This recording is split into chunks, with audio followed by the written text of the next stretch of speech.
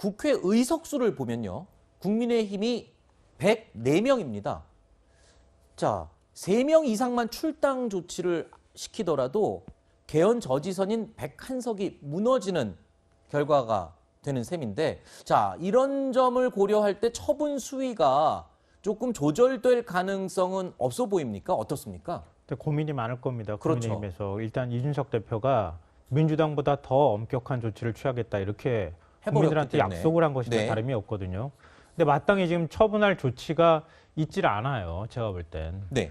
지금 이제 말씀하셨던 것처럼 개헌 저지석이 101석인데 지금 104석을 갖고 있거든요. 네. 12명을 만약에 민주당처럼 지금 탈당 권유 조치를 한다거나 아니면 그걸 민주당은 사실 당헌상규상 그런 징계 조치가 없어요. 네. 근데 국민의힘은 권유 조치를 했다가 탈당을 안 하면 그냥 제명 조치하도록 돼 있거든요. 네. 그러니까 징계 조치란 말이에요. 네.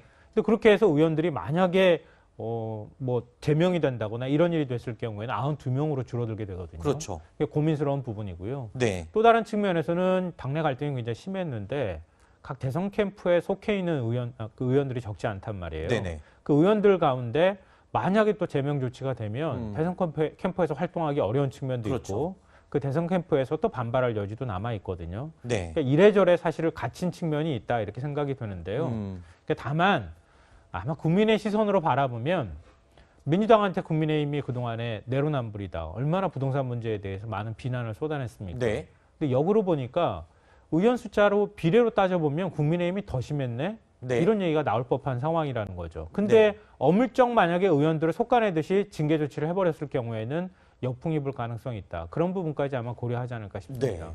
조금 전에 들으신 것처럼 부동산 투기 의혹이 각 대선 캠프에 어떤 영향을 미칠지에 대해서도 지금 관심이 모아지고 있습니다. 홍준표 의원은요, 대선 후보들도 모두 부동산 검증 받아야 한다라고 목소리를 높였습니다. 지금 나와 있는 모든 그 대선 후보들이 부동산 검증을 좀 받았으면 좋겠습니다. 가족 전부 다 좀 부동산 검증을 한번 받아봤으면 좋겠어요. 국회의원들 다 받으면서 대선 후보 하겠다는 사람들이 부동산 검증 안 받으면 그거 안 되겠죠? 지금 알려진 명단 내용을 살펴보면요, 윤석열 캠프 소속 의원들이 상당수 포함된 것으로 알려지고 있습니다. 자, 윤 전 총장의 경선에 상당한 악재가 될 수 있지 않을까라는 생각도 들고요. 또 한 가지, 이준석 대표의 처분 수위를 두고 안 그래도 최근에 지금 갈등 구도에 있었던 윤석열 전 총장과 이준석 대표, 자, 이 갈등에 또 불씨가 되진 않을까 이런 생각도 들고요.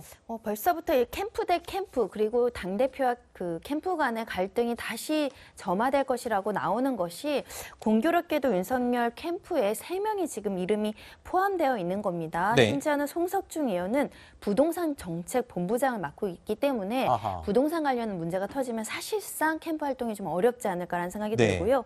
의철규 의원은 조직본부장, 안병길 의원은 홍보본부장으로 핵심 요직에 있는데 만약에 강력한 조치가 따른다고 한다면 캠프에도 타격이 있을 뿐만 아니라 대선 네. 후보 인선에 대한 어떤 검증 문제에도 빨간불이 켜질 수 있기 때문에 캠프 차원에서 굉장히 예의주시할 수밖에 없는데 네. 이 캠프 관계자는 이 당의 조치에 따라서 캠프에서도 별도 대응할 것 이런 입장을 밝히고 있는데 혹여라도 굉장히 강력한 조치가 있었을 때 원래 반발은 나오는데 그렇죠. 이게 캠프 죽이기 일환 아니냐라는 아하. 식의 반발로 어떤 갈등이 재점화되지 않을까 우려되는 상황입니다. 자, 어제 권익위의 발표를 두고 더불어민주당에서는요, 응분의 조치를 취하라 라면서 이 대표의 처리를 지켜보겠다라는 반응을 내놨습니다.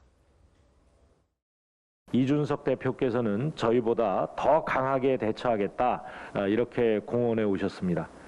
국민의힘은 의혹이 제기된 의원들에 대한 응분의 조치를 취함으로써 국민께 드린 약속을 즉시 이행할 것을 촉구합니다. 그동안 이제 이준석 대표님께서 민주당보다 더 강하게 원칙적인 조치를 취하겠다는 말씀해 오셨기 때문에 어떻게 처리할지 한번 보도록 하겠습니다. 저희가 고육지책으로 12명 탈당 권유를 통해 야당이 국민권익위에 전수조사를 받도록 만든 것은 의미가 있었다고 보고